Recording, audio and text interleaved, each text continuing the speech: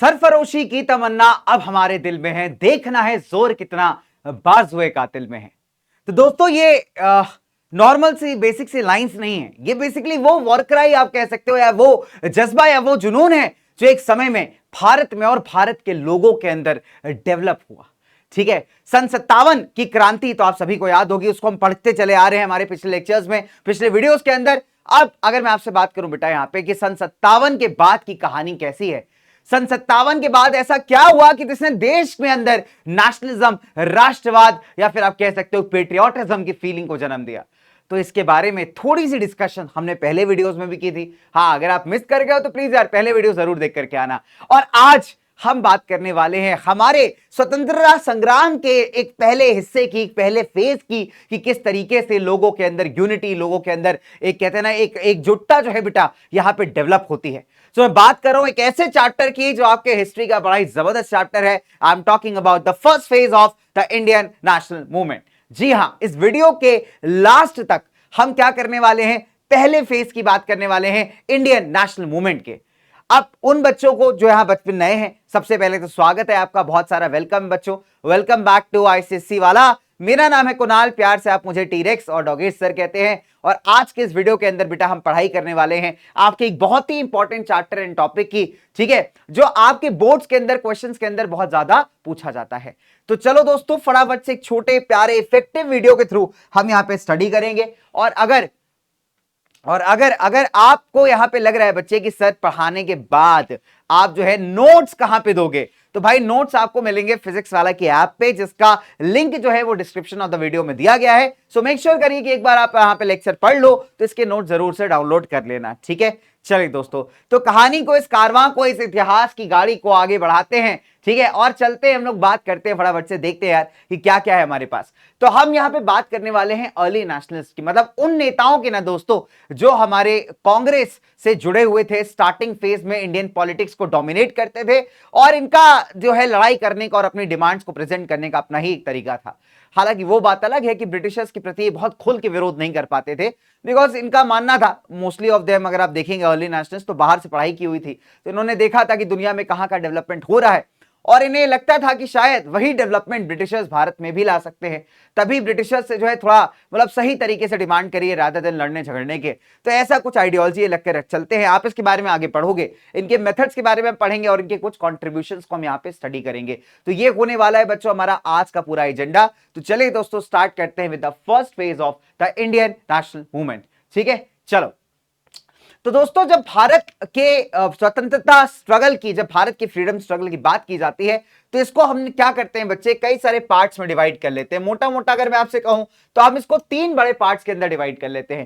पहला वो फेज जब कांग्रेस के स्टार्टिंग के नेता था, अर्ली नेशनलिस्ट जिन्हें कहा जाता है, मॉडरेट जिन्हें कहा जाता है, वो बेटा एक्टिव हुआ करते थे लगभग कांग्रेस के फॉर्मेशन से कांग्रेस के अंदर स्प्लिट तक, यानी सूरत स्प्लिट तक।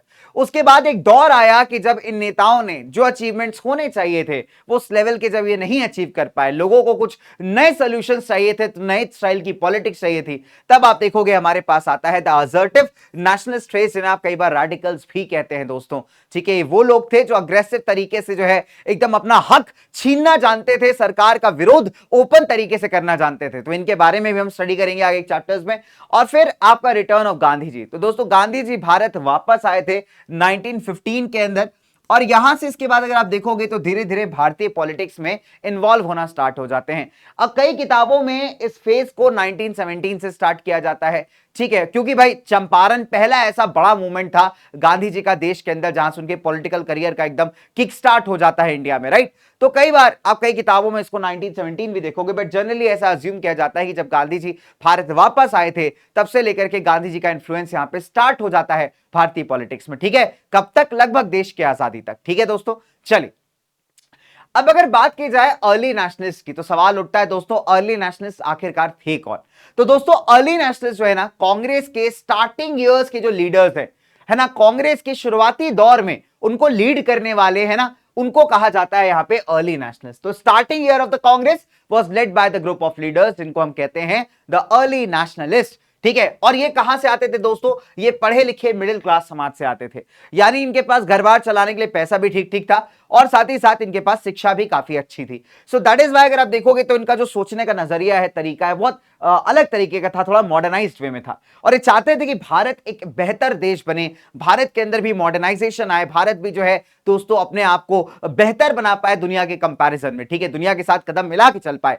तो अगर आप देखेंगे दोस्तों, अगर हम इनके प्रोफेशंस की बात करें तो जनरली इनमें से कई सारे लोग लॉयर्स थे, बैरिस्टर थे, टीचर्स थे, ऑफिशियल्स थे। ठीक है, लॉयर्स इन जनरल आपका वो बंदा जिसने लॉ की पढ़ाई की हुई है, पर जब उसे आप प्रैक्टिस करते हो, लीगली कोर्ट के अंदर केसेस वगैरह फाइट करते हो, तो कई बार बैरिस्टर शब्द का भी यूज किया जाता है, खासकर वेस्टर्न कंट्रीज के अंदर ज्यादा। तो उस टाइम पे दोस्तों हम लोग उन्हीं के इन्फ्लुएंस में थे, उन्हीं के कब्जे में थे, तो हमारे यहाँ भी टर्म काफी पॉपुलर था। तो कई सारे लोग लॉयर थे, बैरिस्टर थे, कुछ टीचर्स थे, कुछ अपने ऑफिशियल्स थे, अच्छी जॉब्स पे काम किया करते थे। और इन लोगों के अंदर एक भावना ये भी थी कि अपने देश के लिए कुछ किया जाए, अपने देश को डेवलप करने के लिए कुछ किया जाए, यहाँ के लोगों की समस्याओं को, प्रॉब्लम्स को आगे लेके आया जाए, उसका सोल्यूशन फाइंड किया जाए। तो ये जो ग्रुप ऑफ लीडर्स हैं कांग्रेस के स्टार्टिंग फेज में जो डोमिनेट करते हैं ना दोस्तों, यही कहलाते हैं आपके द अर्ली नेशनलिस्ट।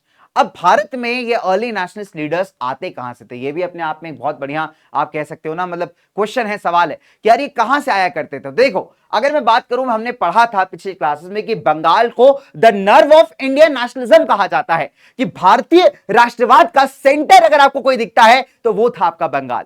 आपको याद होगा जब पार्टीशन किया गया था बंगाल का, तो उसके मेन का रीजन यही था कि भाई हिंदू मुस्लिम यूनिटी को तोड़ना, इंडियन नेशनलिज्म की कमर को तोड़ देना, ठीक है। That was the whole motive of the Britishers behind the partition of Bengal, right, कि एकदम बैकबोन को ब्रेक करके रख दो इंडियन नेशनलिज्म की, कि हमारे अगेंस्ट विरोध ही ना कर पाए। तो अगर मैं बंगाल की बात करूं तो बंगाल से कुछ अहम लीडर्स आपको देखने को मिलते हैं, जैसे डब्ल्यू.सी. बनर्जी हो गए बच्चे आपके, राज बिहारी घोष, सुरेंद्र नाथ बनर्जी और आर.सी. दत्त। ऐसे अगर मैं बात करूं बच्चे महाराष्ट्र एंड गुजरात से, तो महाराष्ट्र एंड गुजरात से आपको देखने को मिलते हैं यहाँ पे दादा भाई नौरोजी, वेरी इंपॉर्टेंट लीडर, हमारे देश के नेशनल मूवमेंट में इनका बहुत बड़ा कंट्रीब्यूशन दोस्तों। देन गोपाल कृष्ण गोखले, फिरोज शाह मेहता, जस्टिस राणा दे। और वही अगर आपसे बात की जाए यहाँ पे बच्चे कुछ कॉमन बिलीफ्स की, तो इन सभी नेताओं के कुछ कॉमन आइडियोलॉजी से, कुछ कॉमन बिलीफ थे।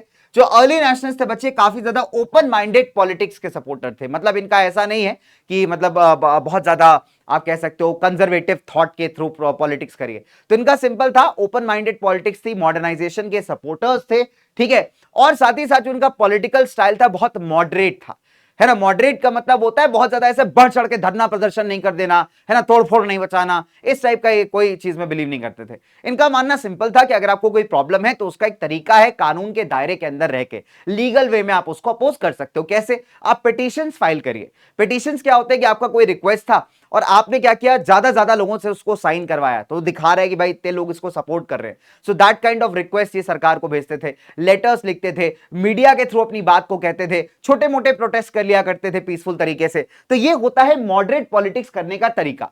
इनको एक बात का भरोसा था यार कि जो ब्रिटिश क्राउन है, जो ब्रिटिशर्स है, ये हमारा भला कर सकते हैं, ये हमें डेवलप कर सकते हैं, हमें आगे लेके जा सकते हैं समाज में। दैट इज वाई इनको ओपन तरीके से अपोज करना सही नहीं है, रादर दैन इनके साथ मिलके काम करो तो इनका भी भला होता रहेगा, अपना तो होता ही रहेगा। तो मतलब कुछ काइंड ऑफ आप कह सकते हो उनका लॉयल्टी था टुवर्ड्स द ब्रिटिश क्राउन। तभी आप देखोगे कभी खुल करके ओपनली ये प्रोटेस्ट नहीं करते थे। ठीक है दोस्तों, तो ये हमारे दादा भाई नौरोजी हैं, आप इनको देख सकते हैं बहुत अच्छे से। ठीक है, चलिए नाउ अब कहानी को अगर हम आगे बढ़ाएं तो सवाल उठता है कि सर बिलीव्स क्या थे हमारे अर्ली नेशनलिस्ट के। ठीक है, तो नंबर 1 जब बिलीव्स की बात की जाती है हमारे अर्ली नेशनलिस्ट के, तो बच्चे सबसे पहला बिलीफ यही था कि भाई अर्ली नेशनलिस्ट मानते थे कि ब्रिटिशर्स क्या है, बहुत जस्ट लोग हैं।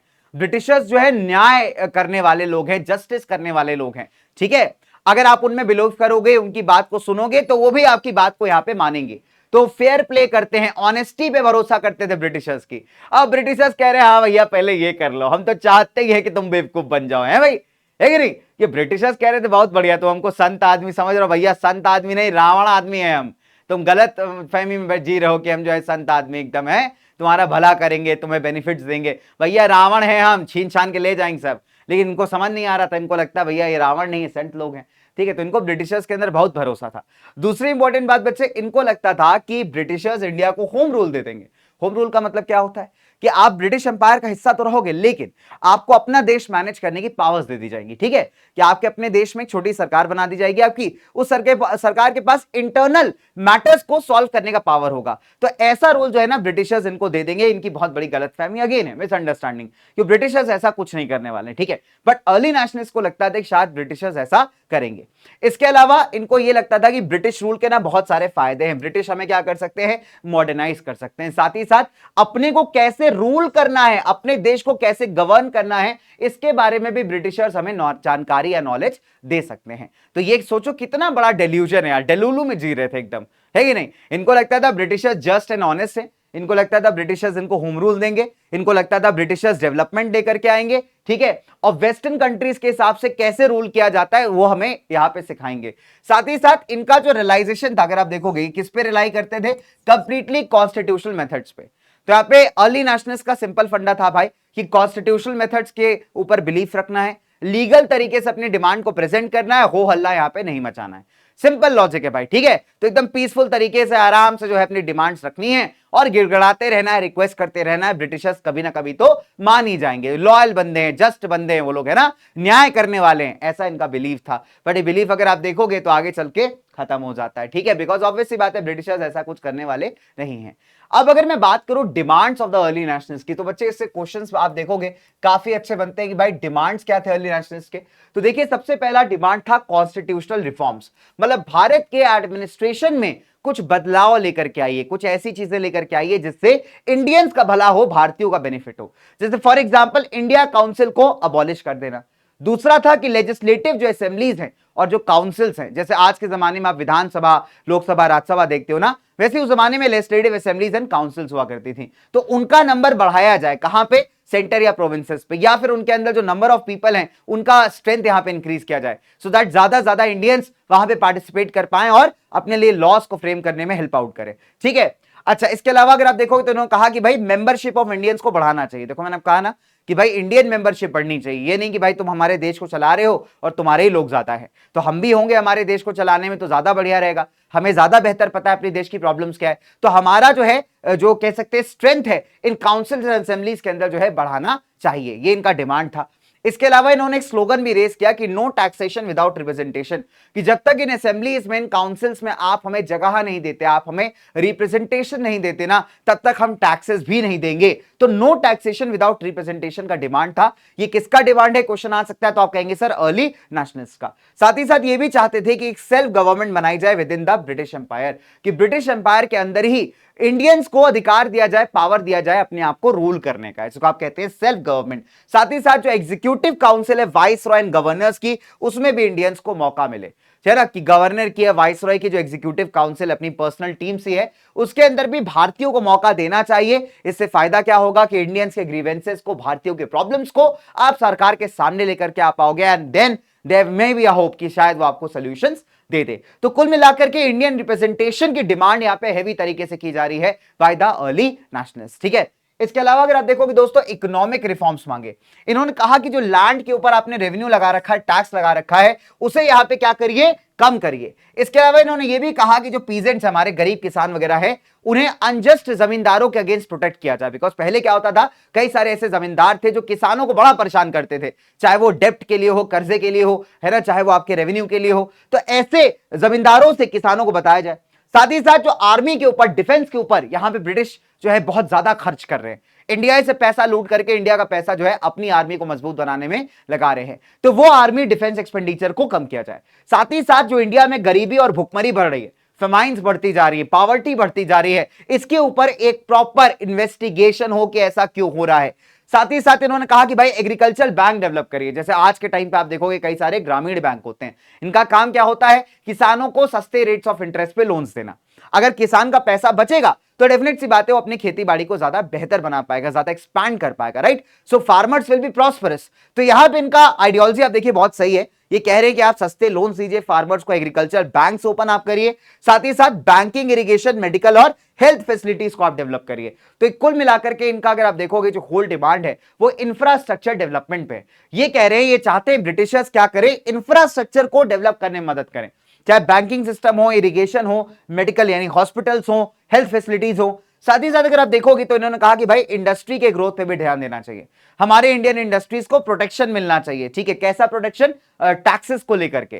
जैसे फॉर एग्जांपल आपको याद होगा कि ब्रिटिशर्स क्या करते थे, इंडियन गुड्स पे तो बहुत टैक्स लगाते थे, लेकिन जो बाहर से ब्रिटेन से इंडिया आता था, इंपोर्ट होता था, उसको टैक्स फ्री कर देते थे। तो as a result Indian industries यहां पे बहुत ज्यादा सफर करती थी। तो वहां पे इन्होंने क्या कहा कि इंडियन इंडस्ट्रीज को प्रोटेक्शन मिलना चाहिए। साथ ही साथ नमक और चीनी पे जो टैक्स लगाया हुआ है, सॉल्ट एंड शुगर पे जो टैक्स लगा हुआ है बेटा, वो यहां पे हटाना चाहिए। बिकॉज देखो गरीब आदमी जो है ना, टैक्स वाला सॉल्ट एंड शुगर बहुत ज्यादा अफोर्ड कर नहीं पाएगा, और ये दोनों अगर आप देखोगे तो आपके डेली नीड्स का पार्ट है, चाहे नमक की बात की जाए चाहे आपके चीनी की बात की जाए। तो ये कह रहे हैं भाई कि इसके ऊपर से टैक्सेस को हटा देना चाहिए, ठीक है ना।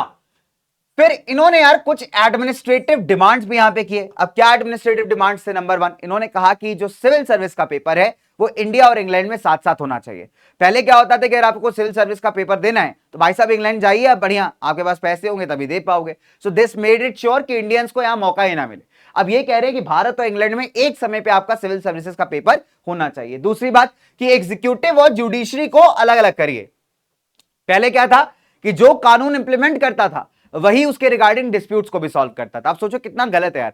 आप सोचो आप ही ने कानून बनाया, आपको पता है गलत कानून है, और कोई आपके अगेंस्ट आके कह रहा है कि यार आपने गलत कानून बना दिया, आप जज भी बन के बैठ गए। मतलब पास करने वाले, कानून बनाने वाले भी आप हो और जज भी आप हो भाई। तो ऐसे में क्या होगा यार कि आप अपना बनाया हुआ चीज को क्यों ही यहां पे नेगेट करोगे, क्यों यहां पे उसके अगेंस्ट बोलोगे? तो हमेशा क्या होने वाला था? इनजस्टिस। तो क्या कहा जा रहा है? एग्जीक्यूटिव एंड जुडिशरी को सब जो है अलग अलग करिए। साथ ही साथ जो लोकल बॉडीज है दोस्तों, उनको इंक्रीज करने के लिए बोला जा रहा है, कहा जा रहा है कि उनके ऊपर से कंट्रोल भी थोड़ा कम करिए, कि आपने उनको बहुत ज्यादा कंट्रोल किया हुआ है। तो लोकल बॉडीज जो है आपकी वो सही तरीके से फंक्शन नहीं कर पा रही। सो लोकल बॉडीज के पास पावर्स होनी चाहिए, साथ ही साथ उन पे ऑफिशियल गवर्नमेंट कंट्रोल थोड़ा कम होना चाहिए। साथ ही साथ जो आर्म्स एंड लाइसेंस एक्ट आया था, आपको याद होगा दोस्तों कि इंडियंस को बिना लाइसेंस के जो है वेपन्स रखने का इजाजत नहीं था।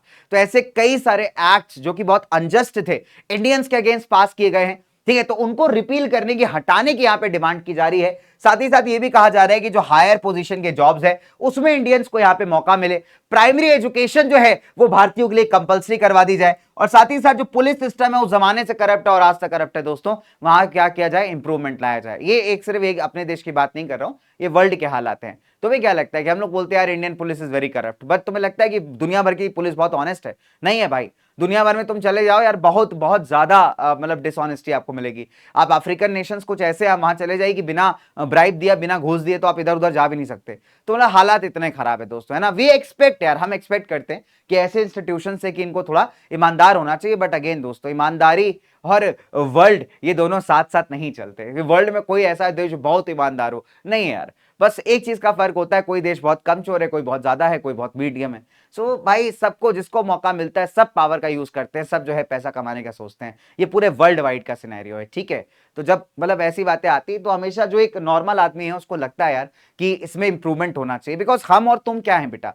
हम तुम वो हैं जो पढ़ाई करते हैं, जॉब करते हैं ना। हम तुम वो हैं जो बेसिक जिंदगी जी रहे हैं। तो ऑब्वियस सी बात है, हमारी एक एस्पिरेशन होती है ना कि अगर हम कुछ एफर्ट लगा रहे हैं तो हमें बदले में थोड़े बेनिफिट्स तो मिलने चाहिए, ठीक है। तो वैसे अगर आप देखोगे तो यहाँ पे जो हमारे अर्ली नेशनलिस्ट है उनका मानना है कि प्राइमरी एजुकेशन भारतीयों को मिलनी चाहिए, प्लस पुलिस सिस्टम जो उस टाइम पे भी काफी करप्ट था दोस्तों, ठीक है, इसे यहाँ पे थोड़ा बेहतर करना चाहिए। और साथ ही साथ इंडियंस को हायर पोजीशंस के ऊपर जो है वो यहाँ पे नौकरी मिलनी चाहिए। तो ये क्या है? ये some of the demands of the early nationalist. इसके बाद इनका एक और डिमांड था, that is defence of the civil rights. Civil rights क्या है? जैसे आज के जमाने के आपके फंडामेंटल राइट्स हो गए। तो दोस्तों कुछ अधिकार आपको भारत के संविधान ने दिए हैं जिसे आप प्रोटेक्ट भी कर सकते हैं, ठीक है। आपको याद होगा फंडामेंटल राइट्स, आपने कभी ना कभी सिविक्स में पढ़ा होगा बच्चों, पॉल साइंस में, कि हमारे पास कुछ फंडामेंटल अधिकार हैं जो बाय बर्थ हमें मिल जाते हैं, और साथ ही साथ अगर इन्हें कोई वायलेट करता है तो हम डायरेक्टली यहां पे सुप्रीम कोर्ट का दरवाजा खटखटा सकते हैं अपने राइट को प्रोटेक्ट करने के लिए। तो ऐसे अगर आप देखोगे तो ऐसी प्रकार के कुछ राइट्स को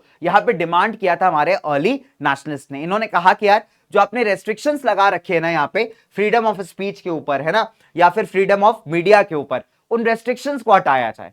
अगर आप देखोगे हमारे पास एक फंडामेंटल अधिकार है, that is right to freedom of speech, कि आपको बोलने का अधिकार है, आप अगर कोई चीज गलत है तो उसे क्रिटिसाइज कर सकते हैं पीसफुल तरीके से, ये नहीं कि हल्ला मचा के दंगा करके, नहीं, पीसफुल तरीके से आप कर सकते हैं, राइट। तो ऐसे अगर आप देखोगे ब्रिटिशर्स के जमाने में अलाउड नहीं था। ब्रिटिशर्स के जमाने में अगर आपने सरकार के अगेंस्ट कुछ बोला भाई तो सरकार आपको गायब भी करवा देगी, है ना, उठवा ले जाएगी एक तरीके से, आपके न्यूज आर्टिकल को एकदम पब्लिश करने से बैन कर देगी। तो द पॉइंट इज कि यहाँ पे freedom of speech and media को डिमांड किया जा रहा है। साथ ही साथ प्रिवेंटिव डिटेंशन एक्ट को यहाँ पे हटाने की बात की जा रही है। अब इसमें क्या होता था कि भाई मान लीजिए कि फॉर एग्जांपल मुझे लगता है कि आप मेरे सस्पेक्ट हो, आप मेरे कल्प्रिट हो सकते हो, आप गुनाहगार हो सकते हो, तो मैंने आपको क्या किया, रोक के रख लिया, डिटेन कर लिया, ठीक है, पुलिस ने ऑफिशियली आपको रोक लिया, आपको जाने नहीं दिया जा रहा है ना, for the sake of security, कि भाई अगर आप जाओगे तो आप चीजें खराब कर सकते हो ना। तो ऐसे पहले के जमाने में क्या होता था कि अगर मान लीजिए आप ब्रिटिशर्स के अगेंस्ट कुछ कंस्पिरेसी करते हुए पाए गए, ठीक है, ऐसा लगा उनको, तो वो आपको ना डिटेन कर लेंगे, बैठा लेंगे, बैठो भैया हवालात के अंदर तुम। तो डिटेंशन यहाँ पे जो है हटाया जाए, एंड साथ ही साथ जो पब्लिक की लिबर्टीज या फ्रीडम है, इंडिविजुअल फ्रीडम है, उसे यहां पे रिस्टोर किया जाए। ये किसका डिमांड था, हमारे अर्ली नेशनलिस्ट का। साथ ही साथ अगर आप देखोगे कि पहले के जमाने में एक और चीज बंद कर दी गई थी, वो था एसोसिएशंस को फॉर्म करना। मतलब कोई आदमी जो है ना, मतलब यहाँ पे इकट्ठा होकर के अपनी पार्टी ऑर्गेनाइजेशन नहीं बना पाता था, ठीक है, बिकॉज सरकार बनाने नहीं देती थी। सरकार को पता था कि अगर बनाने देंगे तो हमारे अगेंस्ट के खिलाफ का ये मतलब एक्शंस लेंगे। तो इट्स बेटर है कि ना इनको असेंबल होने दो, ना भी ही इनको किसी प्रकार का ऑर्गेनाइजेशन बनाने दो। तो ऐसे जो फ्रीडम्स यहाँ पे ब्रिटिश सरकार ने छीन रखे हैं, उनको यहां पे प्रोटेक्ट करने की बात की जा रही है, उनको वापस से रिस्टोर करने की बात की जा रही है। और ये किसका डिमांड है दोस्तों, डिमांड है हमारे अर्ली नेशनलिस्ट का। किसका डिमांड है बच्चा, हमारे अर्ली नेशनलिस्ट का, ठीक है। चलिए नाउ, अब ये आपका बहुत ही इंपॉर्टेंट क्वेश्चन है। तो अभी तक हमने क्या पढ़ा बच्चे, कि हमारे अर्ली नेशनलिस्ट कौन थे, कहां कहां से वो आते थे, कौन हमारे बहुत ही ज्यादा फेमस लीडर्स थे। साथ ही साथ हमने ये भी पढ़ा कि उनके डिमांड्स क्या थे, वो क्या चाहते थे, उनके बिलीव्स क्या थे। अब सवाल उठता है कि अगर उन्हें फाइट करना होता था, मान लीजिए किसी गलत चीज के खिलाफ उन्हें आवाज उठानी है, तो क्या मेथड्स वो फॉलो करते थे। तो दोस्तों अगर हम बात करें यहां पे, तो यह जनरली जो मेथड अर्ली नेशनलिस्ट द्वारा फॉलो किया गया है, उसे कहते हैं कॉन्स्टिट्यूशनल एजिटेशन। तो कॉन्स्टिट्यूशनल एजिटेशन का मतलब होता है कि आप लॉ के दायरे के अंदर रह करके, लीगल लिमिट्स के अंदर रह के अपनी बात को कह रहे हो। कैसे कहोगे, बेसिक प्रोटेस्ट के थ्रू, बहुत ही पीसफुल जो कि हो सकती है, आर्टिकल्स के थ्रू, पिटीशंस के थ्रू, है ना, रिक्वेस्ट के थ्रू। तो ये तरीका होता है कॉन्स्टिट्यूशनल एजिटेशन का, कि कॉन्स्टिट्यूशन के दायरे में रह करके आप लीगल फॉर्मेलिटीज के दायरे में रह करके अपनी बात को रख रहे हो। तो अगर हम बात करें इसके अंदर फर्स्ट सेट ऑफ मेथड्स की, तो फर्स्ट ऑब्जेक्टिव इनका था लोगों को एजुकेट करना। देखिए भारत के साथ एक बहुत बड़ी समस्या थी कि लोग ना बहुत ज्यादा एजुकेटेड एंड अवेयर नहीं थे। अब अगर मैं ये बोल रहा हूं कि चलो यार मास प्रोटेस्ट करेंगे, अब आदमी को पता ही नहीं कि मास प्रोटेस्ट का मतलब क्या होता है, तो कहां से मुझे ज्वाइन करेगा, कहां से बच्चे मेरा सपोर्ट कर पाएगा। तो लोगों को एजुकेट करना इज द बेस्ट पार्ट, है ना। तो यहां पे क्या करते थे, मीटिंग्स रखते थे जहां पे स्पीचेस दी जाती थी दोस्तों, रेजोल्यूशन पास किए जाते थे, जो इनकी डिमांड्स थी उनका एक ऑफिशियल एग्रीमेंट टाइप का पास किया जाता था कि अब हम सरकार के सामने इसको रखेंगे, ठीक है। और साथ ही साथ मीडिया को इस्तेमाल करके सरकार की पॉलिसीज को ये क्रिटिसाइज करते थे। क्या करते थे दोस्तों, मीडिया के इस्तेमाल से सरकार की पॉलिसीज को क्रिटिसाइज। साथ ही साथ ये मेमोरेंडम भेजते थे। मेमोरेंडम इज लाइक मतलब एक तरीके का रिमाइंडर हो गया। पिटीशन मैंने आपको बताया कि एक रिक्वेस्ट थी जिसपे ज्यादा लोगों का सिग्नेचर है, सपोर्ट है। तो ऐसे पिटीशंस और मेमोरेंडम्स जो है सरकारी ऑफिशियल्स और सरकार को, ब्रिटिश पार्लियामेंट को भेजा करते थे, ताकि पार्लियामेंट या सरकारी ऑफिशियल्स इसकी तरफ ध्यान दे और इन डिमांड्स को यहां पे फुलफिल करें। तो पहला था लोगों को एजुकेट करना, लोगों को यहां पे समझाना पॉलिटिक्स क्या होती है, उन्हें अवेयर कराना अपने अधिकारों से। साथ ही साथ यहां पे क्या करना दोस्तों, मीडिया का इस्तेमाल करना सरकारी पॉलिसीज को क्रिटिसाइज करने के लिए, रिमाइंडर्स एंड रिक्वेस्ट को यहां पे भेजना हमारे ब्रिटिशर एंड ब्रिटिश पार्लियामेंट में, ठीक है, ताकि इनके डिमांड्स को माना जा सके। सेकंड अगर आप देखोगे द यूज ऑफ 3 P's। अब ये बहुत ज्यादा इंपॉर्टेंट है दोस्तों। तो देखो 3P का मतलब क्या होता है। 3 का मतलब होता है पेटिशन, प्रेयर एंड प्रोटेस्ट। तो ये इनका दूसरा सेट ऑफ मेथड था, आप कह सकते हो कि पिटीशन डालना, हेवी रिक्वेस्ट डालना, प्रेयर्स करना, एकदम गिड़गिड़ाना, और नहीं माने तो प्रोटेस्ट करना। प्रोटेस्ट कैसे, एकदम भयंकर धरना प्रदर्शन नहीं, बहुत ही नॉर्मल पीसफुल प्रोटेस्ट, ठीक है। तो यहां पे हमने क्या देखा, एक वीकली जर्नल आया करता था इंडिया नाम से। तो वहां पे अगर आप देखोगे तो इंडिया का जो केस है, इंडिया का जो प्रॉब्लम है, उसे ब्रिटिश पब्लिक के सामने रखा जाता था इस जर्नल की मदद से। तो आप समझ रहे हैं, लोगों का मास सिंपैथी हम गैदर कर रहे हैं कि देखिए आपके देश की सरकार हमारे साथ कैसा कर रही है। तो जो रियल स्टेट ऑफ इंडिया है, real estate of the conditions in India है, उसे इस जर्नल के माध्यम से ब्रिटिश पब्लिक तक जो है बेटा पहुंचाया जा सकता है, ताकि उनका भी सपोर्ट हमारे साथ आ पाए, ठीक है। साथ ही साथ दोस्तों जो डेप्यूटेशन से भारतीय लीडर्स के, इन्हें यहां ब्रिटेन भेजा जाता था। डेप्यूटेशन का मतलब होता है एक ऑफिशियल ग्रुप जो एक सर्टेन ऑब्जेक्टिव के साथ, एक मुद्दे के साथ कहीं बाहर जाके उस चीज को पब्लिसाइज कर रहा है, उसको बता रहा है। जैसे आपने देखा होगा अभी ऑपरेशन सिंदूर जब हमारी आर्मी ने किया, है ना, पाकिस्तान की बैंड बजाई, तो उस टाइम पे उस चीज को सही से समझाने के लिए वर्ल्ड लीडर्स को एक डेप्यूटेशन बनाया गया। उसमें कई सारे लोग थे, मतलब आपने देखा होगा ऑपोजिशन के लोग भी थे, अपने इधर रूलिंग पार्टी के भी थे। तो डेप्यूटेशन का मतलब क्या था कि अलग अलग कंट्रीज से, जो हमारे देश के पार्टनर्स हैं, जो हमारे इंपॉर्टेंट स्ट्रेटेजिक लोग कंट्रीज हैं, हमारे देश से काफी ताल्लुक रखते हैं, तो दोस्तों उनको समझाया जाए कि क्यों ऑपरेशन सिंदूर हुआ, इसके पीछे की क्या सच्चाई है, क्या कहानी है, ठीक है, ताकि यार उनके साथ भी अपना बढ़िया बना रहे। तो आप देखोगे उनका सपोर्ट हम गेन कर पाए। तो ऐसे क्या होता था कि ये जो अर्ली नेशनलिस्ट थे अपने लोगों में से कुछ लोगों को भेजते थे ब्रिटेन, ताकि वो लोग जाके वहां की जनता, वहां के पार्लियामेंट के सामने इंडिया का जो रियल कहानी है, इंडिया का जो रियल यहाँ पे हो रहा है, उसे उनके सामने रख पाए। ठीक है, तो ये था होल आइडियोलॉजी हमारे अर्ली नेशनलिस्ट का। तो ये था हमारा कॉन्स्टिट्यूशनल एजिटेशन मेथड। अब आप यहां देख रहे होगे इन्होंने कहीं भी वायलेंस का इस्तेमाल नहीं किया, कहीं भी बहुत ओपन प्रोटेस्ट नहीं किया, या कहीं भी बहुत ज्यादा बुरा भला नहीं बोला है। तो इनका मानना था कि शांतिपूर्वक भी चीजों को सॉल्व हम कर सकते हैं। ठीक है, चलिए अब सवाल उठता है कि क्या इन्होंने कोई अचीवमेंट किया, क्या ये कुछ अचीव कर पाए? तो सवाल बहुत सिंपल है दोस्तों, देखिए नंबर 1, इन्होंने लोगों को अवेयर करना स्टार्ट किया, लोगों के अंदर वो कहते हैं ना यूनिटी का भाव पैदा किया, that you guys belong to India, you are Indians, not the subjects of any king, कि आप किसी राजा महाराजा के सब्जेक्ट नहीं हो, उनके राज घराने के, उनके किंगडम के निवासी नहीं हो, आप भारत देश के निवासी हो। बिकॉज ये जो फीलिंग थी ये भारत में मिसिंग थी। हम पहले क्या मानते थे, हमें पहले लगता था भैया हम जो है किसी राजा महाराजा के किंगडम का पार्ट है, we are the subjects of a king, right. But बाद में क्या फीलिंग डेवलप हुई कि नहीं यार, हम एक देश में रहते हैं और उस देश का नाम होगा भारत दोस्तों, और वहां के हम भारतीय हैं, मतलब वहां के हम निवासी हैं। तो इंडिया वाला फीलिंग जगाना अगर आप देखोगे तो उसके लिए बहुत अच्छे तरीके से रिस्पॉन्सिबल हैं। फिर उन्होंने पॉलिटिक्स के अंदर लोगों को ट्रेन करना स्टार्ट किया, समझाया कि डेमोक्रेसी क्या होती है, पर्सनल फ्रीडम क्या होती है आदमी के, राष्ट्रवाद नेशनलिज्म क्या होता है। ठीक है, तो ऐसे आइडियल्स अगर आप देखोगे, सेक्युलरिज्म क्या होता है, कैसे आप सभी धर्मों को साथ लेकर के चल सकते हो, तो ये जो आइडियाज है लोगों को नहीं पता थे। इनमें एजुकेट करना, लोगों को अवेयर कराना किसकी जिम्मेदारी थी दोस्तों? ये अर्ली नेशनलिस्ट ने पूरा किया। साथ ही साथ ब्रिटिश रूल का जो एग्जैक्ट नेचर है कि भारत के अंदर ब्रिटिशर्स रूल कैसे कर रहे हैं, इस एग्जैक्ट नेचर को इन्होंने एक्सपोज किया। इन्होंने कहा कि भैया ब्रिटिशर्स इंडिया का कुछ भांज भला कर नहीं रहे, और इनफैक्ट जो है हमारे डिमांड्स को भी नहीं मानते। तो जो ट्रू नेचर है ब्रिटिश रूल का, उसे इन्होंने एक्सपोज किया। इसके अलावा इनके जो पॉलिटिकल एंड इकोनॉमिक प्रोग्राम्स थे, उन्होंने एक ही बात पे स्ट्रेस किया कि इंडिया को इंडियंस के द्वारा रूल किया जाना चाहिए। आप ये कहते हो ना कि हम अपने एम्पायर का हिस्सा बना के बैठे इंडिया को, कोई बात नहीं, आप ऐसा मान लीजिए कि आप जो है बड़े पापा हो और हम जो है बालक हैं, और हमें यहां पे आपने परमिशन दे दी कि अपना देश आप खुद से चला सकते हो। तो यहां पे ये नहीं कह रहे कि हम ब्रिटिश एम्पायर छोड़ देंगे। आपको जो लगता है ठीक हमारे देश में डेवलपमेंट रिगार्डिंग आप करिए, लेकिन आप हमें अपनी एक सेल्फ गवर्नमेंट बनाने दीजिए, जिससे हम इंडिया को अपने हिसाब से चला पाए, अपने इंडियंस के हिसाब से।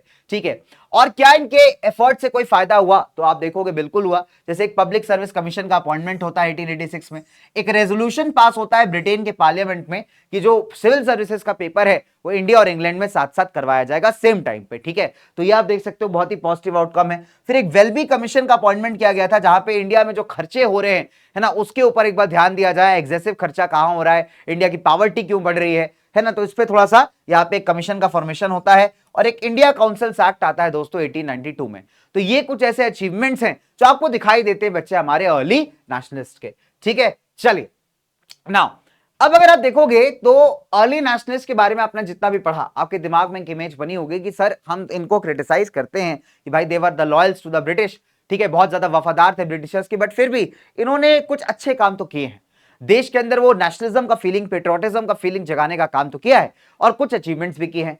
लेकिन फिर भी अगर आप देखोगे तो इन्हें क्रिटिसाइज किया जाता है। क्यों क्रिटिसाइज किया जाता है? क्योंकि नंबर 1, इनका डिपेंडेंस किसके ऊपर था? ब्रिटिश की दया भावना पे। ऐ गोरे गाल सुनहरे बाल ब्रिटिशर्स, हमारा डिमांड हमको दे दो, है ना, समझ लो, अरे माइकल अरे भैया दे दे दे दे, ब्रिटेन की रानी के नाम पे दे दे बाबा, है कि नहीं? तो समझ लो, तो इनका जो क्या है बिल्कुल काइंडनेस ऑफ द ब्रिटिशर्स पर डिपेंडेंट है कि भैया ब्रिटिश अगर दया करेगा, हम ऐसे रिक्वेस्ट करें दे दे बाबा, राजा रानी सुखी रहेंगे बाबा, है दे दे बाबा, डिमांड दे दे। तो समझ रहे तुम? तो यहां पे क्या हो रहा है यार कि इनको बहुत सिंपल है कि इनको लग रहा है कि ब्रिटिश दयावान लोग हैं और इनकी बात को कभी ना कभी तो मान लेंगे। तो completely dependent on the kindness of the Britishers. ठीक है, बिकॉज जो स्टेप्स या मेथड्स ये यूज करते थे उन्हें सफिशिएंट नहीं माना जाता था। साथ ही साथ आप देखोगे दोस्तों, ये इस बात को रियलाइज करने के लिए बहुत, मतलब ये रियलाइज ही नहीं कर पाए कि ब्रिटेन जो है वो इंडिया में इंटरेस्टेड नहीं है, इंडिया के रिसोर्सेज में इंटरेस्टेड है, वो इंडियन बेनिफिट्स के लिए कभी काम नहीं करेगा दोस्तों। ठीक है, और इंडिया का जो इंटरेस्ट है, इंडिया का जो डिमांड्स है, और साथ ही साथ जो ब्रिटिशर्स का डिमांड्स है, वो आपस में क्लैश कर रहा है। ब्रिटिशर्स भारत को डेवलप करने नहीं आए हैं, वो भारत को लूटने आए हैं, और जब आप किसी को लूटने जाते हो तो आप उस पर दया नहीं दिखाते हो। ये बात समझ ही नहीं पा रहे थे। तीसरी इंपॉर्टेंट बात बच्चों कि लार्ज नंबर ऑफ पीपल को अपने मूवमेंट में ये नहीं घसीट पाए। इनका जो इन्फ्लुएंस था वो शहरों तक लिमिटेड था और पढ़े लिखे लोगों तक लिमिटेड था। तो जो आम आदमी है ना, देखो why Gandhi ji was so popular and so मतलब इफेक्टिव, उसका एक रीजन है यार, because he was very close to the people. ठीक है, ऐसा नहीं कि मैं गांधी की तारीफ कर रहा हूं, मैं तुम्हें पॉलिटिकल स्टांस बता रहा हूं कि गांधी जी का पॉलिटिकल पर्सपेक्टिव अगर आप देखोगे तो गांधी जी मतलब he was a very popular figure. उसका एक पीछे का कारण है कि वो सिर्फ एक क्लास से कनेक्ट नहीं करते थे, वो सारे क्लासेस से कनेक्ट कर पाते थे, है ना। ही वॉज, अगर एज अ पॉलिटिशियन भी आप उन्हें देखोगे तो is a very smart politician. आप फॉर एग्जाम्पल चंपारण का ले लो, चंपारण में जब सत्याग्रह करने वो गए तो सूट वूट पहन के नहीं गए, वो पहन के गए किसान के भेष में, कि किसान का कपड़ा पहन करके। उनको ये लगता है सूट पहन के जाएंगे किसान कनेक्ट ही नहीं करेगा, ठीक है, और अगर कपड़ा पहन के जाएंगे किसान का तो किसान एक बार में कनेक्ट कर लेगा। अब समझ रहे हो तुम, तो this is called a smart politics, कि आप लोगों से कनेक्ट करना जानते हो, that is the main pointer. तो वो ये आप देखोगे ना अर्ली नेशनलिस्ट के अंदर मिसिंग था। तो इनका इन्फ्लुएंस सिर्फ पढ़े लिखे समाज तक ज्यादा था, जो कॉमन आम जनता है दोस्तों यहां तक ही उनको यहां पे ये कनेक्ट नहीं कर पा रहे थे। तो this was a great failure on their part, right. चलिए, अब सवाल उठता है दोस्तों, ब्रिटिशर्स का कांग्रेस के प्रति एटीट्यूड कैसा रहा। आपको याद होगा जब कांग्रेस का फॉर्मेशन हो रहा था तो ब्रिटिशर्स ने बड़ा सपोर्ट किया था इसे। क्यों भाई? ब्रिटिशर्स को लगा था कि कांग्रेस एक ऐसा संस्थान, एक ऐसा ऑर्गेनाइजेशन बनेगा जो इनके बीच में लिंक का काम करेगा, जो इंडियंस और ब्रिटिशर्स को लिंक करेगा, फर्दर किसी प्रकार के स्ट्रगल को या मूवमेंट को रोकने में मदद करेगा। बट ऐसा हुआ नहीं, बिकॉज कांग्रेस आप देखोगे यहाँ पे बाद में एकदम स्टार्ट तो होती है, बट बाद में आप देखोगे अपने इंडियंस के पर्सपेक्टिव्स को आगे रखना स्टार्ट कर देती है, इससे ब्रिटिशर्स चिढ़े आते हैं। तो इनिशियली हमने क्या देखा था कि ब्रिटिशर्स जो थे उन्होंने कांग्रेस के फॉर्मेशन को सपोर्ट किया। कई सारे ऑफिशियल्स ने कांग्रेस के फर्स्ट सेशन को भी अटेंड किया था जब कांग्रेस बन रही थी, है ना। कांग्रेस मेंबर्स को इनफैक्ट एक गार्डन पार्टी में भी बुलाया था। उस जमाने के जो वाइस रॉय डफरिन थे उन्होंने कोलकाता में गार्डन पार्टी रखी, है ना। एंड अगर आप देखो जो गवर्नर थे चेन्नई के, उन्होंने भी इन्वाइट किया कांग्रेस मेंबर्स को। बट क्या हुआ, धीरे धीरे जो एटीट्यूड था वो चेंज हो गया। लॉर्ड डफरिन जो था यहाँ पे क्या चाहता था कि नेशनल मूवमेंट से जो है कांग्रेस का ध्यान हट जाए, और उसने एओ ह्यूमे को बोला, जो कांग्रेस फॉर्मेशन में इंपॉर्टेंट पार्टनर थे, है ना, एलन ऑक्टेवियन ह्यूम, उनको बोला कि कांग्रेस को बोलो यार तुम समाज सेवा करो, कहां ये पॉलिटिक्स कर रहे हो, समझे। लॉर्ड डफरिन कितना नाराज, कितना शातिर है। लॉर्ड डफरिन कह रहा है यार कांग्रेस हम सोचे थे बनेगी तो सब मामला ठंडा रहेगा, आराम से जो है हम लोग रूल करते रहेंगे, कोई आवाज उठाने वाला होगा नहीं। कांग्रेस यार कहां ये नेशनल मूवमेंट स्टार्ट करके बैठी हुई है, कहां ये नेशनल स्ट्रगल की बात कर रही है। तो एलन ऑक्टेवियन ह्यूम को कहता है भैया सुनो इधर आओ, अरे आओ यार आओ, सुनो समझाओ यार कांग्रेस को, समाज सेवा करे, लोगों की सेवा करे, मेवा हम खाने दे, है ना, मतलब हमें करने दे पॉलिटिक्स, राजनीति में क्यों कूद रही है भाई, आप करो सेवा, बने हो, बहुत अच्छी बात है, इंडियंस की बात को हमारे तक पहुंचाओ, मन करेगा एक दो बात तो मान ही लेंगे। लेकिन कांग्रेस अगर आप देखोगे तो इस अप्रोच के साथ काम अब नहीं कर रही। इन्हें लगा था, ब्रिटिशर्स को लगा था शायद इसी अप्रोच के साथ काम करेगी, इनके इशारों पे नाचेगी, बट ऐसा हुआ नहीं दोस्तों। इंडियन नेशनल कांग्रेस के जो नेता थे उन्होंने कई सारी चीजों को ब्रिटिशर्स के अपोज किया, साथ ही साथ इंडियंस के डिमांड्स को आगे रखना स्टार्ट किया। एंड वहीं से आप देखोगे ब्रिटिशर्स का जो रवैया था वो बदल गया, ब्रिटिशर्स का एटीट्यूड पूरी तरीके से चेंज हो गया। अब जैसे 1890 में अगर आप देखोगे तो ब्रिटिश ऑफिशियल्स को बोला गया कि आप कांग्रेस के मीटिंग्स अटेंड नहीं करेंगे। साथ ही साथ ब्रिटिशर्स ने क्या किया, डिवाइड एंड रूल पॉलिसी अपना लिया। मतलब जो कांग्रेस के विरोधी थे, जो कांग्रेस के ऑपोजिशन लोग थे, ठीक है, उनको यहां प्रमोट करना स्टार्ट कर दिया कि भैया अरे यार तुम कांग्रेस विरोधी हो, आओ बेटा मुन्ना गले लगा लेते हैं तुमको, ठीक है। तो जितने कांग्रेस विरोधी थे उनको ब्रिटिशर क्या करे, अरे तुम मेरा गला मुन्ना हो, आओ गला लखाई तुमको, चलो, समझ रहे हो। तो इस और ऐसा क्यों किया जा रहा है, ताकि कांग्रेस को आप वीक कर सको। और ये जो हमारे लल्ला मुन्ना है ना, इनको लग रहा है कि भैया ब्रिटिशर इनके सगे हैं, तो दोस्तों सगे वगे नहीं है इनके, ये खेल रहे हैं डिवाइड एंड रूल, ये इंडियंस को इंडियंस में लड़वा रहे हैं, कह रहे हैं अरे यार तुम दोनों हमारे बढ़िया है, कांग्रेस बेकार है, इसको अपोज करेंगे मिलके, ठीक है। तो ऐसा हो रहा है दोस्तों। जैसे for example sir Syed Ahmed Khan साहब, सर सैयद अहमद खान भाई स्टार्टिंग में इनका पॉलिटिकल व्यू अलग था, लेकिन जब से आप देखोगे मतलब ब्रिटिश सपोर्ट मिलना स्टार्ट होता है, ब्रिटिश बैकिंग मिलना स्टार्ट होता है, तो कांग्रेस से इनका बड़ा तनातनी चलता है, ठीक है। साथ ही साथ आपके राजा शिवा प्रसाद, तो इन्होंने क्या किया, एंटी कांग्रेस मूवमेंट स्टार्ट करना स्टार्ट कर दिया, ठीक है। इन्होंने एंटी कांग्रेस मूवमेंट्स लॉन्च कर दी, और ये सब करवा कौन रहा था, बैठ के पीछे से ब्रिटिशर्स, ठीक है, ताकि कांग्रेस का इंपॉर्टेंस यहां पे गेन ना हो। अब अगर आप देखोगे कांग्रेस क्या बन गई, focus of the Indian nationalism. 1887 में लॉर्ड ये जो डफरिन था, इसने अपनी स्पीच में जो है ना अटैक किया था कांग्रेस को। इसने कांग्रेस को कहा था कि कांग्रेस क्या है, it's a microscopic minority of the people, disloyal babus and violent villains. देख रहे हो भाई साहब, कांग्रेस कह रही होगी यार उस काल में बेइज्जती हो रही है, आज भी हो रही, मतलब क्या ही चल रहा है जीवन में, है ना, ये दुख खत्म काहे नहीं होता। और तब तो अगर आप देखोगे ब्रिटिशर्स के अगेंस्ट काम कर रही थी उस टाइम पे, ठीक है।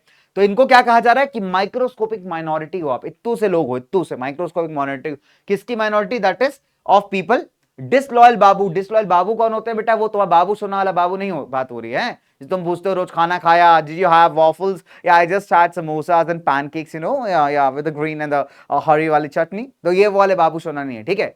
या बाबूस का मतलब एकदम वो जो नहीं होता सरकारी कर्मचारी टाइप के लोग, एकदम खतरनाक एम्प्लॉय टाइप्स, है ना, बैठे रहते हैं जो एकदम काम धाम नहीं करते, तो इनको डिसलॉयल बेवफा बाबूस कहा जा रहा है, ठीक है। साथ ही साथ वायलेंट विलेंस कहा जा रहा है, भाई खूंखार जो है विलेंस है भैया ये, ठीक है। तो इस तरीके से आप समझ रहे हो, तब घोर बेइज्जती की जा रही है यहाँ पे कांग्रेस की। क्यों की जा रही है भाई, बिकॉज कांग्रेस ने ब्रिटिशर्स के साथ हाथ मिला के चलने से मना कर दिया, ठीक है। तो यहाँ पे आप देख पा रहे होगे कि नो डाउट कि भैया जो कांग्रेस के अर्ली नेशनलिस्ट लीडर्स हैं वो ब्रिटिशर्स के अंदर फेथ रखते हैं, ओपनली उनका बहिष्कार नहीं करते, ओपनली उन्हें बिल्कुल बॉयकॉट नहीं करते, लेकिन अगेन आप देखोगे बच्चों यहाँ पे अपने इंडियंस के डिमांड्स को भी आगे रखते हैं, वो क्रिटिसाइज करते हैं, बहुत ही कहते हैं ना डिसेंट तरीके से क्रिटिसाइज करते हैं, और इस बात से भी हमारे ब्रिटिशर्स को दिक्कत है, परेशानी है, ठीक है। चलो अब यहां पे फटाफट से बात कर लेते हैं कुछ प्रोमिनेंट नेशनल लीडर्स की, ठीक है, नेशनलिस्ट लीडर्स की, कुछ ऐसे प्रोमिनेंट, कुछ ऐसे इंपॉर्टेंट नेशनलिस्ट लीडर्स, इनके कंट्रीब्यूशन को अपने को पढ़ना है बच्चे, ठीक है। तो देखिए नंबर 1 हम बात करेंगे दादा भाई नौरोजी की। तो दोस्तों दादा भाई नौरोजी को हम grand old man of India कहते हैं। बहुत ही रिस्पेक्टेड पॉलिटिकल फिगर थे, बहुत ही रिस्पेक्टेड, मतलब हर कोई इंसान इनका सम्मान करता था। आगे आप देखेंगे जो असर्टिव नेता थे वो भी इनका सम्मान करते थे और मॉडरेट्स तो करते ही करते थे। तो इन्हें कहा जाता है the grand old man of India. इनका जन्म एक पारसी फैमिली में हुआ था बेटा, मुंबई में, सितंबर 4, 1825। एंड ये मैथ्स के प्रोफेसर थे एलिफेंस्टीन कॉलेज के अंदर, ठीक है। तो आप देख सकते हो टीचर थे। फिर उन्होंने बॉम्बे एसोसिएशन का फॉर्मेशन किया। फिर एक न्यूज़पेपर आता था राष्ट्र गुफ्तार करके, इसका मतलब था स्पीकर ऑफ द ट्रुथ, उसको एडिट करते थे। एक मैगजीन इन्होंने स्टार्ट की थी जिसका नाम था धर्म मार्ग दर्शक। तो ये जो पार्ट है ना आपका, इससे आपके एमसीक्यूज या वेरी शॉर्ट आंसर क्वेश्चंस आने के चांसेस बहुत ज्यादा बनते हैं। तो it's a very important part. Question आता है कि बताइए राष्ट्र गुफ्तार जो है कौन एडिट करता था, तो दैट इज दादा भाई नौरोजी। इसका मतलब होता है स्पीकर ऑफ द ट्रुथ, ठीक है। धर्म मार्गदर्शक मैगजीन जो किसने स्टार्ट की थी, इन्हें ने की थी। फिर साथ ही साथ इनको इंडिया का अनऑफिशियल एम्बेसडर भी कहा जाता है। क्यों भाई, देखो उसका रीजन है 1865 में दादा भाई फॉर्म करते हैं द लंदन इंडियन सोसाइटी, किसके साथ मिलकर के, अलॉन्ग विद डब्ल्यूसी बैनर्जी। क्यों स्टार्ट की जाती है, ताकि इंडियंस की प्रॉब्लम्स को फॉरेन में यानी बाहर, है ना, ब्रिटेन के अंदर जो आप देखोगे हाईलाइट किया जा सके। साथ ही साथ अगर आप देखोगे पहले ऐसे भारतीय थे जो कि हाउस ऑफ कॉमन्स यानी ब्रिटिश पार्लियामेंट के मेंबर बनाए गए थे, ठीक है। तो आप समझ सकते हो बच्चे कि इनका जो लाइफ है काफी हद तक ब्रिटेन में गुजरा है। वहां पे रह करके इन्होंने कई सारे मैगजीन्स, कई सारे जर्नल्स स्टार्ट किए। ब्रिटिश पार्लियामेंट के अंदर भी आप देखोगे इन्होंने क्या किया, इंडियंस के प्रॉब्लम्स को हाईलाइट किया और उसके सॉल्यूशंस का डिमांड किया। दैट इज व्हाई इनको भारत का अनऑफिशियल एम्बेसडर माना जाता है। इनको कोई बोल के नहीं भेजा था, बट इंडियंस के प्रॉब्लम्स को लेकर के बार बार आप देखोगे तो ब्रिटिशर्स के आगे गए हैं ताकि उसका सोल्यूशन मिल पाए। साथ ही साथ इंडियन नेशनल कांग्रेस के फाउंडेशन में आपको याद होगा ये बहुत ही एक्टिव थे, फाउंडिंग मेंबर्स में से एक है। और साथ ही साथ 3 बार जो है सेशन के प्रेसिडेंट चुने गए थे। सेकंड सेशन 1886 में, फिर 1893 और 1906। इनफैक्ट अगर आप देखोगे कांग्रेस के प्लेटफॉर्म से स्वराज जैसा डिमांड करने का क्रेडिट जाता है इनको, मतलब इन्होंने सेल्फ रूल का डिमांड किया था बेसिकली, कि सेल्फ रूल होना चाहिए इंडियंस के पास। तो ऐसा डिमांड कांग्रेस के प्लेटफॉर्म से, कांग्रेस के हिसाब से, कांग्रेस के बिहाफ पे इन्होंने किया था, ठीक है। इंपॉर्टेंट वर्क्स की बात करें, इनकी बड़ी फेमस किताब है that is poverty and the un British rule in India, और एक और बड़ी फेमस किताब है that is the drain of wealth theory. तो इस पे क्वेश्चन आता है, आगे तक आता है आपकी क्लासेस में दोस्तों, this is very very important, ठीक है। साथ ही साथ जो इकोनॉमिकल प्रॉब्लम्स थे भारत के ना, उनको अगर आप देखोगे तो इन्होंने बहुत अच्छे तरीके से मतलब हाईलाइट किया है कि कैसे ब्रिटिशर्स ने इंडिया का पैसा इंडिया से ही निकाल के अपने आप को अमीर बना लिया। मतलब इंडिया में पैसा कमाया और सारा लूट के कहां ले गए, अपने देश ले गए और अपने आप को अमीर बना लिया, ठीक है। तो किस तरीके से ऐसा हुआ और इंडिया कैसे गरीब होता चला गया, आपको सारी चीजें इनकी इन किताबों में दिख जाएंगी। That is poverty and the un British rule in India and the drain of the wealth theory, ठीक है। तो क्वेश्चन आता है कि दोनों चीजें किसने लिखी हैं, किसने दी हैं, तो आप लिखोगे दादा भाई नौरोजी। अगले जो हैं बेटा इनको हम कहते हैं गोपाल कृष्ण गोखले। तो is also very prominent early nationalist leader, मतलब जाने माने बहुत ही पॉपुलर फेस है अर्ली नेशनलिज्म के अंदर। तो कोल्हापुर महाराष्ट्र में इनका जन्म हुआ। हिस्ट्री एंड इकोनॉमिक्स पढ़ाते थे भाई ये फर्गसन कॉलेज के अंदर, ठीक है, और पुणे में। एंड साथ ही साथ आप देखोगे इन्होंने बाद में डेक्कन एजुकेशन सोसाइटी को भी ज्वाइन कर दिया था।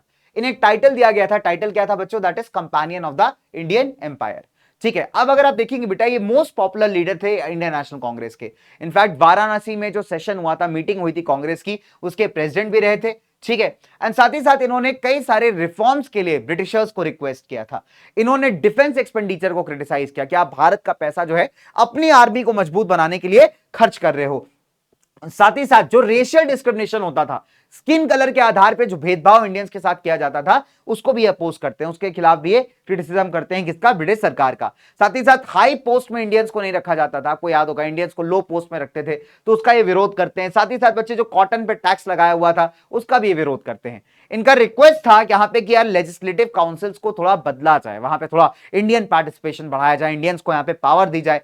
साथ ही साथ एग्जीक्यूटिव और जुडिशरी, ये दोनों ऑर्गन्स को क्या किया जाए? सेपरेट किया जाए, है ना। तो ऑब्वियस सी बात है, कानून बनाने वाला ही अगर जज करेगा चीज को तो कभी भी वो गलत नहीं होगा। ठीक है, तो ऑब्वियस सी बात है, जुडिशरी अलग होनी चाहिए और एग्जीक्यूटिव अलग होना चाहिए। ठीक है, चलो नाउ अब अगर आप देखोगे जो अपने मॉले मिंटो रिफॉर्म्स पास हुए थे बच्चे, उसको पास कराने में इनका इंपॉर्टेंट रोल रहा है ना। ये इंडियन पब्लिक सर्विस कमीशन के मेंबर भी थे। एंड साथ ही साथ अगर आप देखोगे तो इन्होंने सर्वेंट्स ऑफ इंडिया सोसाइटी बनाई थी साल 1905 में। क्वेश्चन आता है कि who formed the servants of India society, तो आप कहेंगे सर गोपाल कृष्ण गोखले। इनका role as a member of the legislative council, तो member of the legislative council थे बच्चे। नंबर 1, सॉल्ट टैक्स के अंदर रिडक्शन लेकर के आना।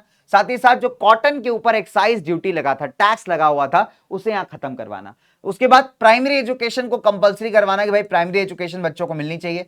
साथ ही साथ जो अपनी फाइनेंशियल पॉलिसी थी उसके अंदर इन्होंने डिमांड किया था कि चेंज आना चाहिए, फाइनेंशियल पॉलिसी इंडिया के बेनिफिट में होनी चाहिए। साथ ही साथ इन्होंने जो है मिडिल क्लास के लिए जॉब्स का डिमांड किया था कि मिडिल क्लास को जॉब्स देने चाहिए। ठीक है, एग्रीकल्चर की अगर हम बात करें तो उन्होंने कहा कि भाई जो लैंड के ऊपर आप टैक्स लगा रहे हो, रेवेन्यू लगा रहे हो, उसको यहां पे रिड्यूस करना चाहिए। तो reduction of the land revenue अगर आप देखोगे तो इनका क्या था? एक बहुत ही मेजर डिमांड था दोस्तों। ठीक है, तो ये क्या है भाई? हमारे गोपाल कृष्ण गोखले जी के कॉन्ट्रीब्यूशंस हैं। और कई बार आप देखोगे जो क्रेडिट है गांधी जी को वापस भारत आने का या वापस भारत लाने का, वो भी गोखले जी को जाता है। ठीक है, तो गोपाल कृष्ण गोखले की मुलाकात होती है गांधी जी से, आप देखेंगे साउथ अफ्रीका के अंदर, जब गांधी स्ट्रगल कर रहे थे अपना, ठीक है, वहां की रेसिस्ट रेजिम के खिलाफ, वहां के रेसिस्ट रूल के खिलाफ। तो गोपाल कृष्ण गोखले एडवाइस करते हैं यहां पे गांधी जी को कि आप भारत आइए, और साथ ही साथ जो है ना, भारत के अंदर पॉलिटिक्स में आपकी बहुत जरूरत है, आपकी लीडरशिप की जरूरत है, आप यहां पे आइए और देश के लिए जो है यहां पे काम करिए। तो गांधी जी ने जो है गोखले को अपना पॉलिटिकल मेंटोर माना है, अपना पॉलिटिकल गुरु माना है, जो अपने आप में एक बहुत बड़ा अचीवमेंट आप देखोगे, है ना, कि गांधी जो है गोखले साहब को अपना पॉलिटिकल गुरु, अपना पॉलिटिकल मेंटोर मानते हैं। ठीक है, और गांधी जी को साउथ अफ्रीका से भारत ला करके भारत के अंदर पॉलिटिक्स में कहना कि आप पार्टिसिपेशन करिए, उसका क्रेडिट भी किसको जाता है दोस्तों? हमारे गोपाल कृष्ण गोखले जी को। ठीक है, चलिए now let's come to another fantastic early nationalist leader, जिनका नाम है सुरेंद्रनाथ बनर्जी। तो दोस्तों सुरेंद्रनाथ बनर्जी का जन्म हुआ था साल 1848 बंगाल के अंदर। पहले इंडियन थे जिन्होंने सिविल सर्विस क्वालिफाई किया। Can you imagine guys, first Indian to qualify the ICS exam, civil services को क्रैक करने वाले पहले बंदे थे। ठीक है, तो आप सोच सकते हो कितने इंटेलिजेंट होंगे। तो इनको ना मैजिस्ट्रेट अपॉइंट किया गया था आसाम का, बट सून अगर आप देखोगे इनको हटा दिया जाता है। क्यों हटा दिया जाता है भाई? बिकॉज ये अपोज करते हैं, किसको अपोज करते हैं? रेशियल डिस्क्रिमिनेशन की पॉलिसी को, जो ऑब्वियस सी बात है कौन फॉलो कर रहे थे? ब्रिटिशर्स फॉलो कर रहे थे। उसके खिलाफ ये आवाज उठाते हैं तो उनको मजिस्ट्रेट के पद से हटा दिया जाता है।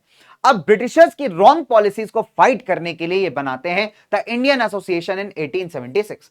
तो इनको लगता है कि भाई ब्रिटिशर्स की बहुत सारी गलत नीतियां हैं, गलत पॉलिसीज हैं, एंड उसके खिलाफ अपोजिशन बहुत जरूरी है। तो ये किसका फॉर्मेशन करते हैं बेटा? इंडियन एसोसिएशन का, साल 1876 में।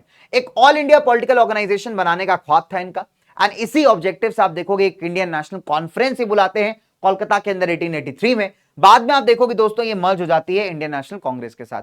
तो ही वांटेड कि एक ऑल इंडिया ऑर्गेनाइजेशन हो जो भारत के ग्रीवेंसेस को, भारत के प्रॉब्लम्स को इन गोरे गालों, सुनहरे बालों और चोरों के सामने रखे और साथ ही साथ जो है उसके सॉल्यूशंस निकाल के लाए। ठीक है, और वहीं आती है आपकी इंडियन नेशनल कांग्रेस। तो बाद में याद रखिएगा, सॉरी इंडियन नेशनल कॉन्फ्रेंस, तो बच्चे बाद में याद रखना कि एक मर्ज हो गई थी कांग्रेस के साथ।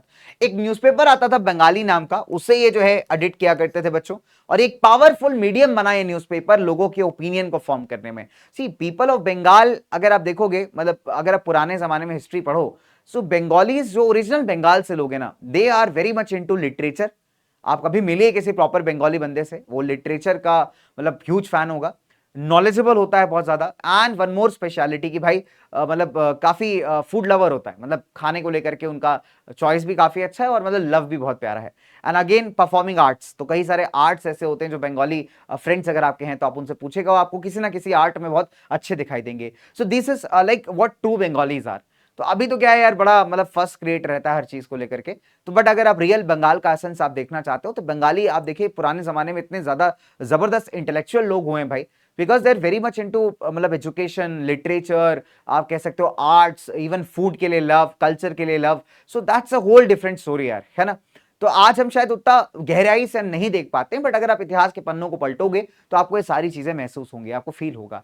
एंड दैट इज वाई ऐसे थोड़ी कहा जाता था कि Bengal was the nerve of Indian nationalism, कि बंगाल को कहा जाता है कि भारतीय राष्ट्रवाद, भारतीय नेशनलिज्म का नर्व पॉइंट है, ये सेंटर पॉइंट है, कि इसको अगर तोड़ दिया आपने तो आप नेशनल मूवमेंट को वीक कर सकते हो। और यही ऑब्जेक्टिव था पार्टीशन ऑफ बंगाल के पीछे, ठीक है, मैंने आपको स्टार्टिंग ऑफ द वीडियो में बताया था। फिलहाल अगर आप देखोगे तो लोगों के अंदर एक पब्लिक ओपिनियन क्रिएट करने का काम किया था इनके न्यूज़पेपर बंगाली ने।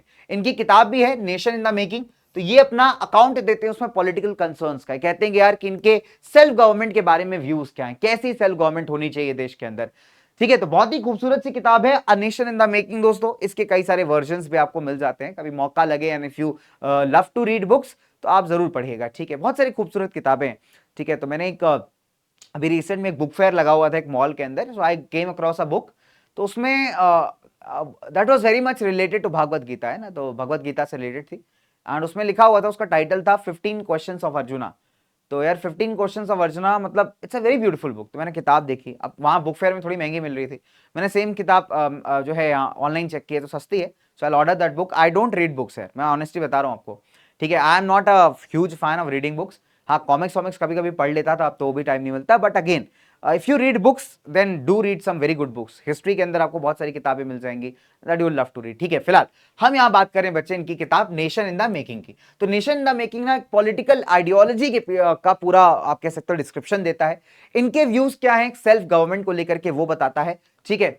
साथ ही साथ अगर आप देखोगे तो इन्हें कई बार हम फादर ऑफ इंडियन नेशनलिज्म का भी टाइटल देते हैं, बिकॉज राष्ट्रवाद की भावना को, उस फीलिंग को बहुत ज्यादा सही तरीके से इन्होंने प्रमोट किया था, लोगों को अवेयर करने का काम ये कर रहे थे अपने एडिटोरियल्स के थ्रू, अपने मैगजीन्स, अपनी किताबों के थ्रू, ठीक है। तो इनको हम क्या कहते हैं, the father of the Indian nationalism, ठीक है दोस्तों। चलिए, तो यहीं तक था आपका चैप्टर, बहुत ही प्यारा सा टॉपिक था, the first phase of the Indian national movement. लगभग 46-50 मिनट के आसपास का वीडियो होगा।